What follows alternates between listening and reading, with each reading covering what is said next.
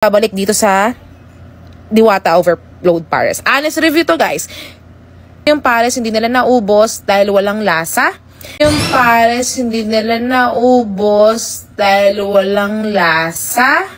Guys, chicken is love. Alam natin kung anong lasa ng chicken. Hindi yan mapepeke, guys. Walang lasa yung chicken nila, guys. Flour lang talaga. And yung... Hello mga idol, Jun D. Guzman PH here at nagbabalik. Meron nga akong isi-share sa inyong video, mainit-init pa to dun sa kabilang platform at trending na trending to. Panoorin nga natin to, ang title nito Diwata Overload Pares, worth it nga ba? Babalik pa ba kami? Huwag na natin patagalin mga idol.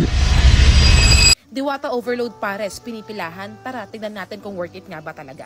So kami mga magpipinsan ay nagkayaan dito sa Overload Pares. So ayan, nag-order kami ng beef caldereta, ng chicken at ng kanilang overload pares sa pinagmamalaki nila. So kung makikita nyo nga dito, napakadami talagang tao.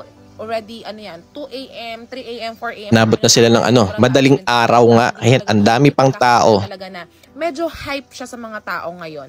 So tignan nga natin talaga, masarap nga ba talaga yung Diwata Overload Pares or hype lang siya dahil sa mga influencers, sa mga vloggers na nagpunta dito. Okay, abangan natin. Pesos, meron ka lang overload pares, pero ang ina-expect ko ay beef pares with lechon kawale. So, sa mga hindi kumakain ng mga pork, may choice sila na gusto nila mag-beef pares nang walang lechon kawale. Okay. Pero pagdating ko doon ay na-disappoint ako dahil hindi pala ganun yung food system nila. So, yung lechon kawale, lalagyan mo lang siya ng sabaw, ng pares, then that's it.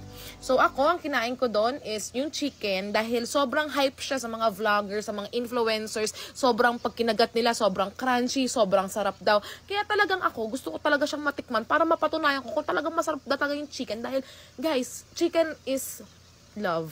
Alam mo yun. Okay. So ayun nga, yun yung in-order namin and then yung bagong menu nila na beef caldereta.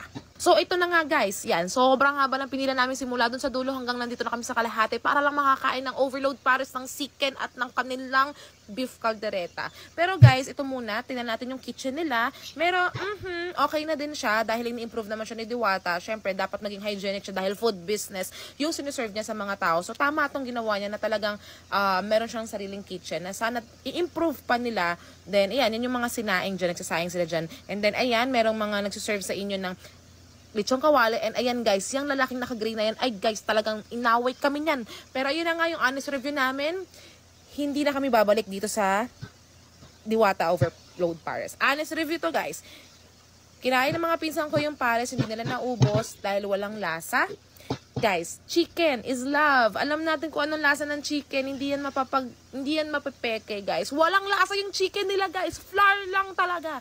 And yung beef caldereta nila na sabi ni Diwata, 140 lang sinabi sa amin nung isa doon, 160 tapos naging 150. Pinapatungan nila yung presyo nila, guys. Wala ding lasa, guys. Ang lasa niya, sunog. So, hindi na kami babalik dito. Comment for part 2. Yun, napanood natin yung honest review neto ni ate, ni ma'am Hagar, yan ang name niya.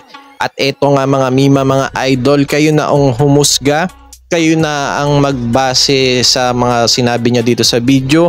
Kasi yung mga nakapunta na dyan, comment nyo sa baba mga idol, mga mima, kung ano ba talaga ang lasa netong pares, ang lasa netong chicken joy ni Diwata, lasang harina lang ba? At doon naman sa expectation niya sa 100 na sa pares nga tsaka lechon kawali. Ayan, at abangan natin yung part 2 ni ate kung ano pa yung mga sasabihin niya o yung mga magiging honest review pa niya kasi ito maikli pa lang to.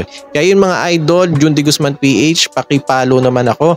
Kung meron kayong mga any concern o suggest, pwede nyo naman sabihin to kay Diwata o direct nyo siya, message nyo siya sa FB page niya. Lagi nagla-live naman siya doon. O kaya kung nakita nyo siya dyan sa pwesto ni Diwata, pwede nyo naman i-share kung ano yung mga na-experience nyo para mas ma-improve pa ni Diwata ito. Kaya yun, kita-kits tayo mga idol.